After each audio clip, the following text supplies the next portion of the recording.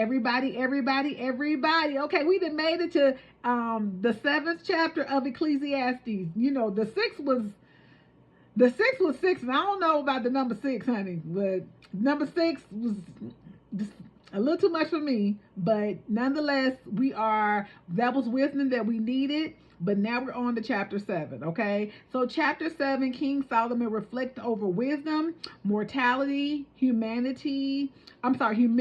and the predictabilities of life, okay? He compares the value of wisdom over wealth, refining power of adversities, and the limits of human understanding.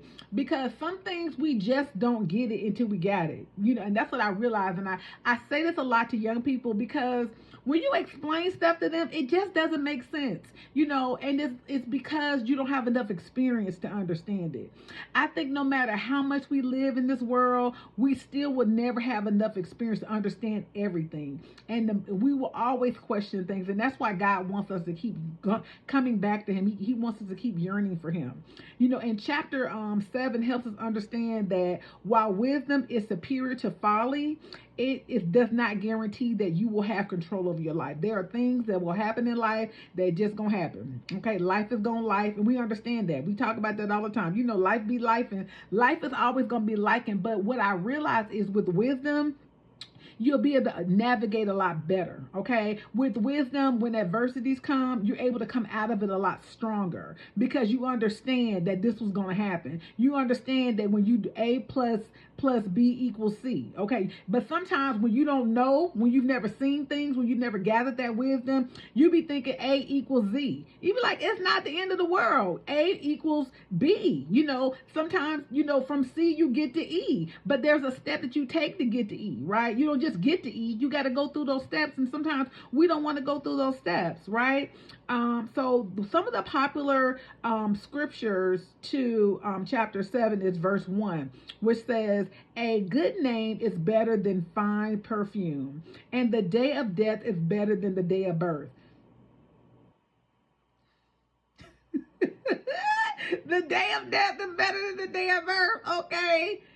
Like, who would have thought of that? Only King Solomon. Okay, and you get why, but it's just like, why you gotta say it like that, King Solomon? Okay, verse 9, do not be quickly provoked in your spirit, for anger resides in the lap of fools. Okay, because you know when you angry, you're gonna do something foolish, right? So we need to be slow to anger, because sometimes you hear that verse, be slow to anger, and you be like, why I gotta be slow to anger? They need these, these hands. See, that's what happens when you get angry, these hands. Sit on your hands, okay? Verse 14, when times are good, be happy, but when times are bad, consider this: God made one as well as the other. God made one as well as the other. Because see, we be, every time something bad happens, that was nothing but the devil. Yeah, I know you be thinking that, because I be thinking it. Who want to think God be want you to be in trouble? Because sometimes as a parent, sometimes you be like, let them go through that, because then they will understand why I said that. I got a scar on my hand because I didn't want to listen. A lot of times we go through trouble because we don't want to listen.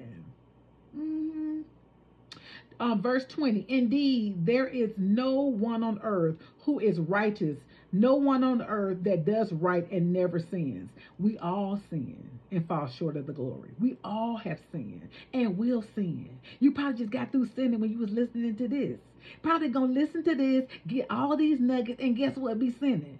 Probably be like me, provided the information and still sin, knowing good and well you just got some wisdom. Then there's 29. This only have I found: God created mankind upright, but they have gone in search of many schemes. Okay, well, he created us to be upright, but then we're gonna be foolish. Why? But why? So takeaways, all right?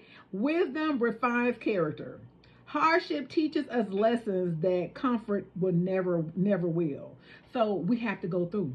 That's why our parents do what they do. That's why our parents, and then we get older, we appreciate it, all right? When you couldn't go out with your friends, when all your friends, they had the cool mom that let them do it. Maybe, okay, I'm telling my business.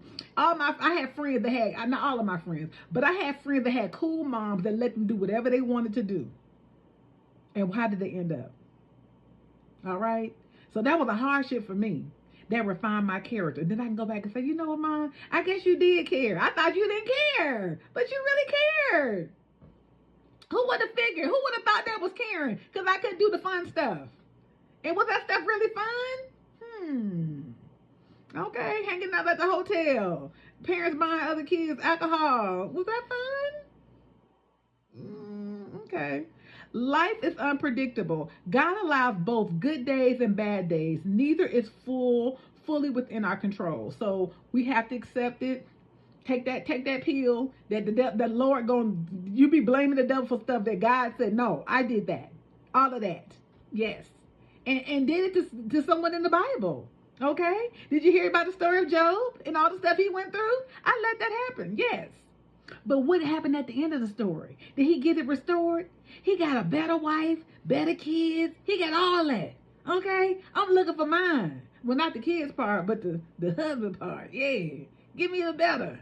Give me the good. A better job, better income, better all that. We want that.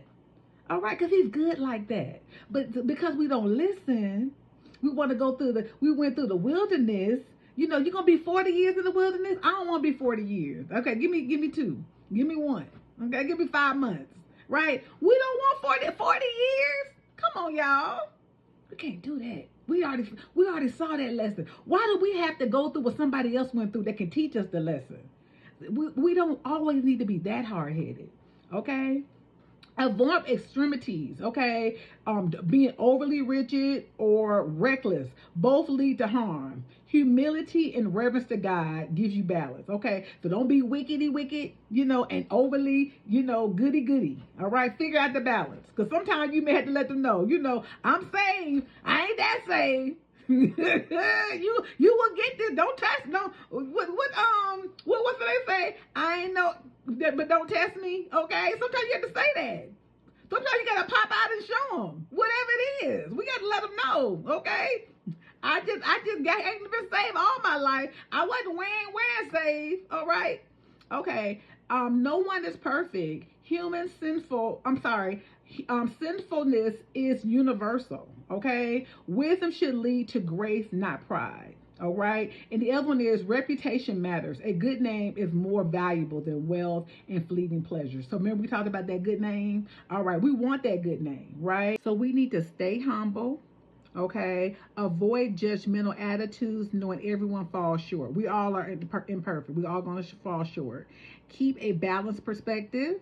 We need to guard our spirits against anger, being slow to anger. Okay. Pursue integrity over image. All right. So here's your affirmation.